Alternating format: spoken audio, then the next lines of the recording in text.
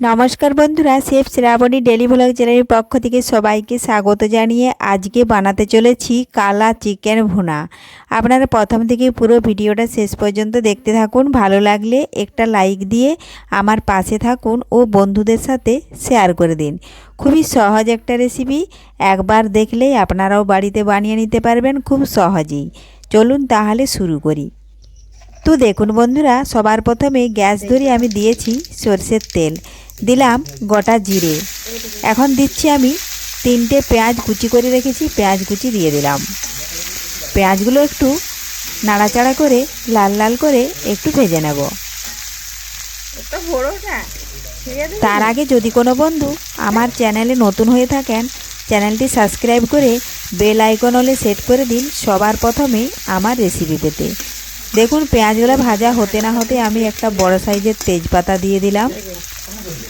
পেঁয়াজটা একটু ভালোভাবে লাল লাল করে ভেজে নেব। এখনও লাল লাল ভাজা হয় না, এ দেখুন আর একটু ভেজে নিচ্ছি। দেখুন বন্ধুরা, এখন কিন্তু অনেকটাই লাল লাল হয়ে এসছে। এখন আমি এর মধ্যে দিয়ে দিচ্ছি একটা বড় সাইজ টমেটো কুচিয়ে রেখেছিলাম, সেটা দিয়ে দিলাম।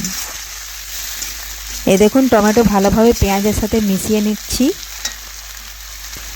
এখন আমি দেখুন দিচ্ছি গোলমরিচ, জিরে, পেঁয়াজ, রসুন বাটা ও তার সাথে দিয়েছিলাম হলুদ গুঁড়ো আর লাল লঙ্কার গুঁড়ো।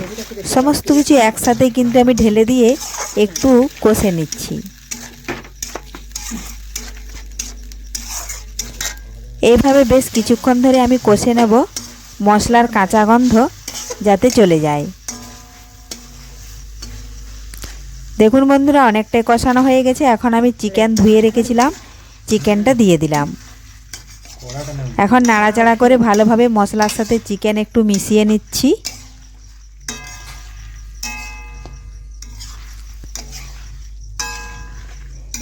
চিকেন তো আপনারা অনেক রকমভাবে খেয়েছেন, কিন্তু এই পদ্ধতিতে একবার রান্না করে দেখুন, এর স্বাদ কিন্তু প্রচণ্ড হবে, খেতেও ভালো লাগবে। এ দেখুন ভালোভাবে নাড়াচাড়া করে আমি মশলার সাথে মিশিয়ে নিয়েছি। এখন আমি দিচ্ছি স্বাদ মতো লবণ। এখন লবণও ভালোভাবে নাড়াচাড়া করে চিকেনের সাথে মিশিয়ে নেব।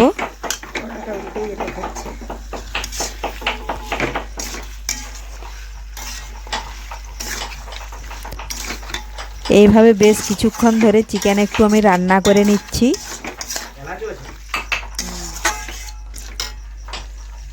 এই দেখুন বন্ধুরা, অনেকটাই কষানো হয়ে গেছে। এখন আমি দিয়ে দেব পরিমাণ মতো একটু জল।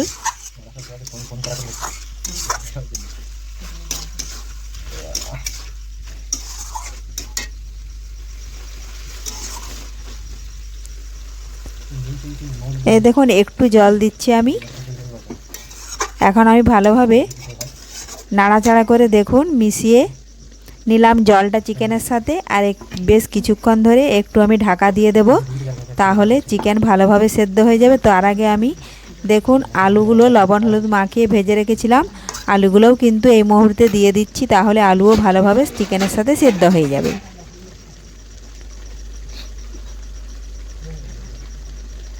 এখন আমি 10 থেকে 15 মিনিট ঢাকা দিয়ে রেখে দেব। তো দেখুন বন্ধুরা, ফিরে এলাম 10 থেকে 15 মিনিট পর। দেখুন চিকেন থেকে কতটা জল ছিল আর কতটা এখনও জল বেরোচ্ছে। চিকেন আমি সামান্য পরিমাণে জল দিয়েছিলাম, চিকেনের থেকেও অনেকটা জল বেরিয়েছে, এখনও জল আছে। এইভাবে আমি আবারও কিছুক্ষণ কষিয়ে নিচ্ছি।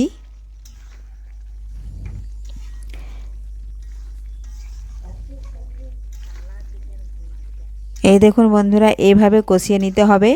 আর এটা কিন্তু রুটির সাথে খেতে দুর্দান্ত স্বাদের হয় চিকেনের এই কালা ভুনা রেসিপি।